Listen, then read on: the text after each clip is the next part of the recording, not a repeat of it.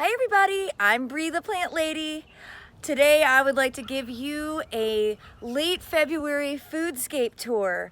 We are experiencing our first day of spring-like temperatures and it just feels glorious to be outside. I have big plans for getting some things done in the garden today, so I figured I should do the tour first because the rest of the day I'm going to get dirtier and dirtier and dirtier. But one of the real signs of spring to me is when the Prunus mumes really burst into blossom. Behind me is a variety called Bridal Veil. The flowering apricots are one of my all-time favorite winter flowering plants. And if you live in zones 6 through 8, highly recommend trying to find a couple of these trees to include in your landscape. So let's go ahead and do a walkabout and celebrate this beautiful weather day here in central North Carolina, Zone 7. Already mentioned Prunus mume Bridal Veil, but look at how beautiful it is against that Carolina blue sky. And you can see that there are busy honeybees all over this tree and all of the others that are in bloom. Not only is it a great plant for the landscape, but these branches smell amazing and are great for cut flowers. I've shown you that. And if I get all my tasks done today, I am gonna try and spend at least a few minutes sitting in this hammock, looking up, enjoying the blossoms of Bridal Veil. You might recognize this foundation landscape from other videos. It's weeded, but it looks boring. I'm anxious to get this cleaned up, but unfortunately it's too wet for me to get my trailer out to get a proper load of mulch. So I am gonna bite the bullet and run to town and get a few bags and hopefully pick up a few vegetable starts like broccoli, cauliflower, and cabbage to be able to start incorporating in different beds and just get this space cleaned up for the season.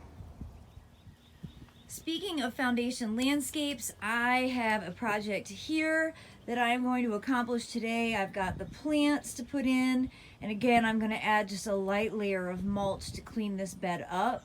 But I will be sharing that process in a separate video, so stay tuned. This big island bed is looking great.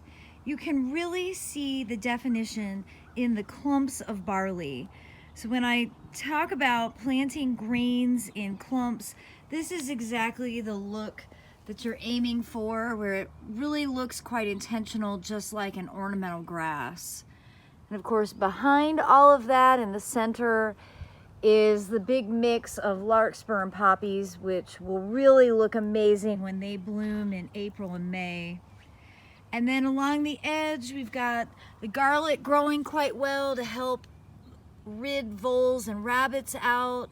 We have violas blooming, and there's quite a few other seeds starting to germinate, different varieties of lettuce. I even see cilantro starting to grow. So I'm very encouraged to see all this. And there are even some tulips starting to pop up. See that right there is a tulip. And then right behind that, that's a deer hoof. That means that I have had deer walking through this bed literally right outside my front door. No surprise there. So speaking of deer, or just animals in general, I do have a webinar coming up on Saturday that I'm doing through the J.C. Ralston Arboretum. And you can sign up for that if you'd like through my website, breegrows.com. That's Brie like the cheese, grows as in plural.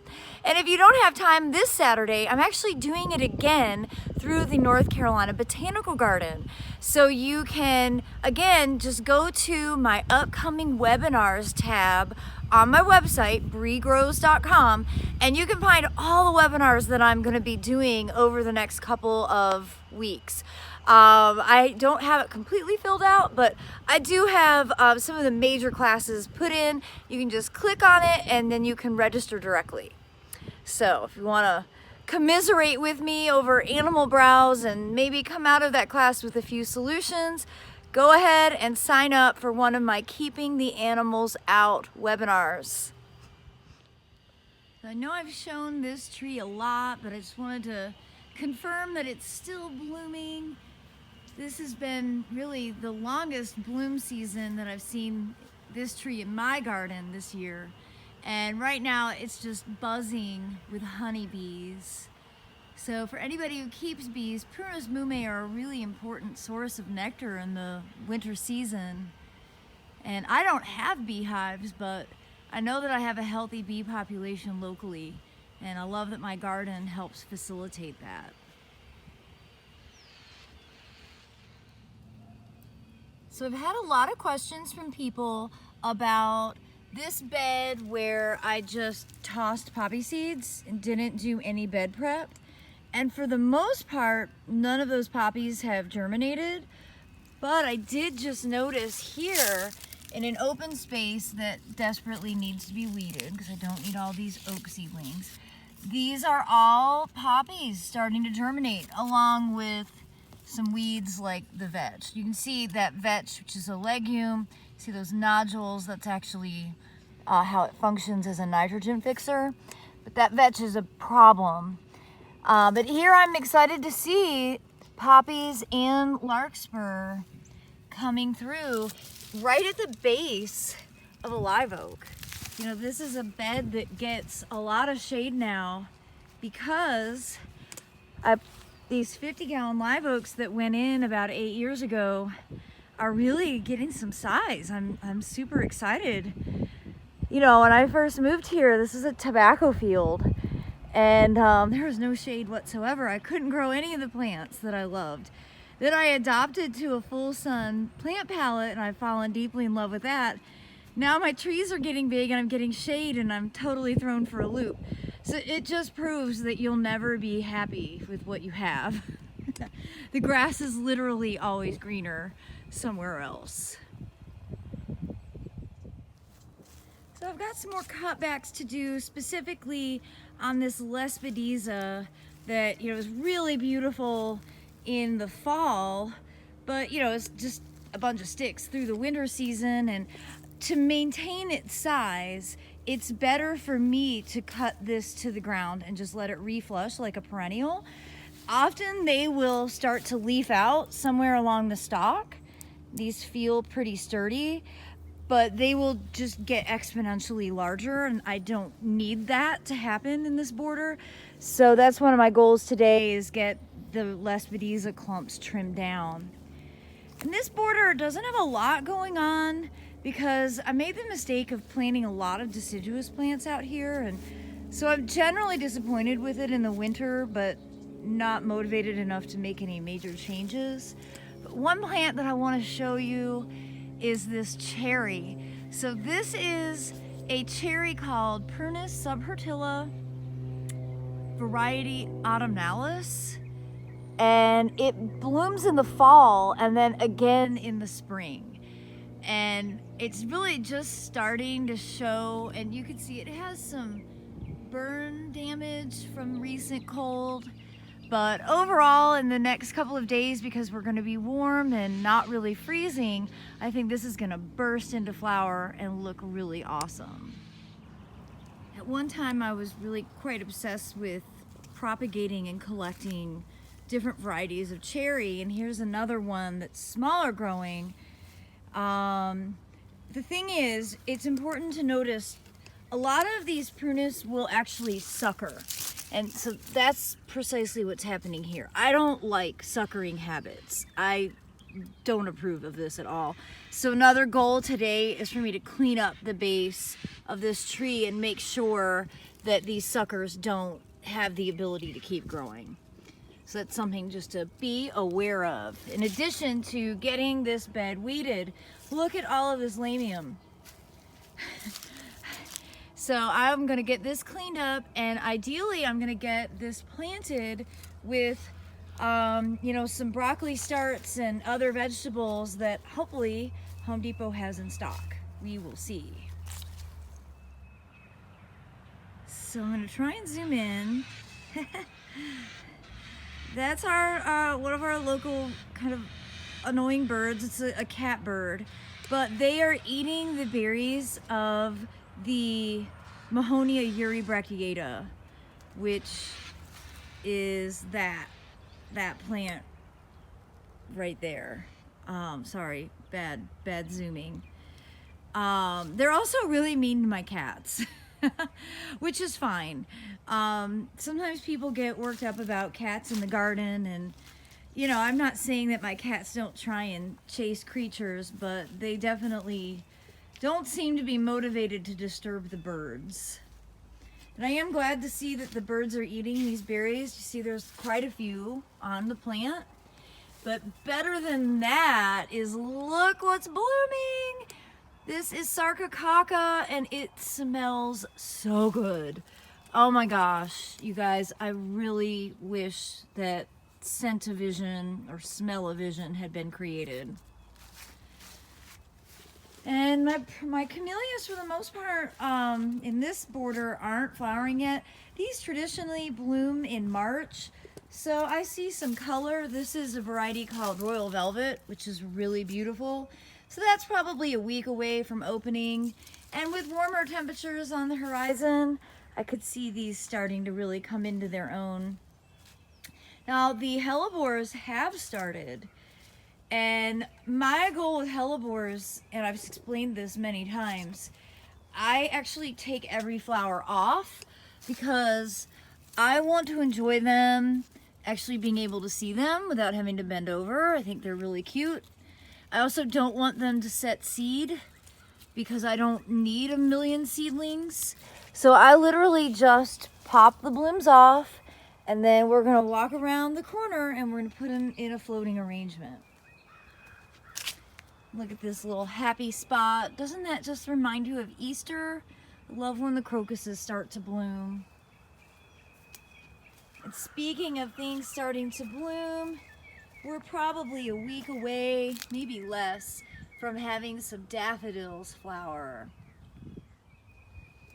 So these floating arrangements, I just think they're the perfect way to display hellebores. And this is really quite common. Often, if you go to a hellebore sale, which I'm going to be going to on Friday, we're going to film it for No Rules Gardening. This is how they will display the blooms, because more often than not, to see them, you have to get down on your hands and knees. And so they're great for floating, just like camellias are. And, you know, I just highly recommend this practice. It's a lot of fun. It's really creative, and it's kind of a fun way, like I've mentioned before, to kind of create a photographic diary of what's blooming when. Now, next to that are my plants that I'm going to put out in that front landscape. I'm just going to give you a little teaser. Got an Edgeworthia, and I do like to plant small. I don't like digging big holes, so I buy small plants. They grow really fast. And then a really beautiful camellia. This one's called Lemon Glow. But before I plant it, I have to treat it for scale. I'm going to have to spray this with oil today, because you see this white? That is T-scale, and that will just keep getting worse and worse. And so it's important when you buy plants from a nursery that you look at that, and you know, that you go ahead and treat it, because you don't want to introduce this to your landscape. It just will get worse. But then the plant I'm most excited about is this one, Little Babe, which is my cat's nickname. So that's entirely why I bought it. It's a really pretty kind of formal double red with virus-induced irrigation. We have lots of germination in this bed, and I've had a few questions from people about, like, what should my poppies look like? And it's going to depend on when you sowed them, how big they are. This bed was sown relatively early. It was several weeks before Thanksgiving, so you can see the poppies are really starting to stretch. You see those little droplets of water? That's actually called guttation. And that is caused by atmospheric temperatures. I think it's just a really beautiful phenomenon. So this was the bed that I sowed last. In fact, I did this sometime in January. And to give you an update on it, there's a lot of things germinating here, but then there's also phlox starting to pop up through. So this is a difficult bed to get annual seeds established in because I have a perennial base. So I just have to set my expectations that I'm probably not gonna get a big larkspur poppy display from here because of the competition of the other plants. But then in this feed tank that I replanted, everything is really starting to germinate well and grow out. You can see the clump of barley there, and I actually don't remember what I sowed. I'm gonna have to re-watch the video. That's why these videos are so helpful, to remind me of what I've done. But I was relieved to see that even a January planting, the grains had good development, and all of this is for me to be able to give you better advice. I had a ton of people asking, can I sow poppies now? And to be honest, I don't know. I have never sown poppies this late in the season to be able to instruct you yay or nay. I don't know how they'll perform. But I encourage you to give it a try, because what does it cost? And I'm actually excited. I do have 1 pack of poppies to sow today, so that will be my test for whether or not you can successfully cultivate poppies being sown in late February. You can see the blueberries. This is a variety from Florida called Sunshine Blue. And I regret planting this because it's not the best plant for my region. What you really want to look at with fruit trees and things like blueberries are number of chill hours required. That's how many hours below 42 degrees that a plant will have before it starts to initiate flower bud. And so, these are all blooming, but these are all the same variety, and they don't pollinate themselves. So, they're basically, even though they're individual plants, they're all the same type of plant. So they don't pollinate, so they won't set fruit from their own pollen. So my other variety, which is blooming across here, is nowhere near as advanced in its bud development. And that's because this is a better variety for North Carolina. This is powder blue. So oftentimes these two won't be in sync, and I won't get berry set on the early blooming one, because I have a lot of other blueberry varieties, but all of which bloom later, more similarly to this powder blue. So that's my recommendation. Just always pay attention to the chill hour requirements before you select a variety of a fruiting plant. I've shown you my direct seeded poppies. Now look at the size difference between the self-sown ones that are growing exactly where they want to grow in a super inconvenient place. And that's what poppies do. So if you're depending on them to self-sow, count on them being like in the middle of a walkway. But you see, that's a remarkable size difference between the ones that I planted compared to the ones that planted themselves. In this border, I'm excited to get some more stuff planted in these big root pouches. I do have a little bit of broccoli that's starting to sprout, and I see that my peas are starting to grow. So that gives me hope for the coming months. And the tree that is captivating my attention out my kitchen window is Prunus mume Josephine. And this was actually bred in Chapel Hill for disease resistance, specifically root knot resistance. And my trees are all clean, which is a great sign. And again, the honeybees are just doing their jobs, gathering nectar from this gorgeous plant. So one of the more exciting places at this time of year is this work zone that no one sees, but this Edgeworthia is finally starting to bloom. And last year, because we had an early cold snap, all the flowers got damaged and we didn't really get any blooms. So this year, everything you know, they're really healthy. They're just starting to open. And I would say probably by next week at this time, they're gonna be just like big balls of golden sunshine that's super fragrant. And I'm gonna make really elaborate floating flower arrangements using these, because look at how many flowers there are. I was just over the moon excited that this year we are going to get to enjoy the Edgeworthia. It may be the only saving grace of 2021 so far. So I mentioned earlier that I can't get my trailer out because it's so wet, and I'm being literal. The trailer is tucked here in its little spot on the edge of my woods where I have, you know, some compost piles, and the yard is just so incredibly wet. There's not a small possibility of being able to pull it out anytime soon, which is a shame because I'd love to get some real mulching done, but you can see it's just standing water. And we have a whole like 5 or 6 days predicted of more rain coming, so it's gonna be a long time before I'm able to really get my equipment out to work with. So this big annual bed is looking great, and you can see that the tulips are really quite advanced. They've been growing for several weeks.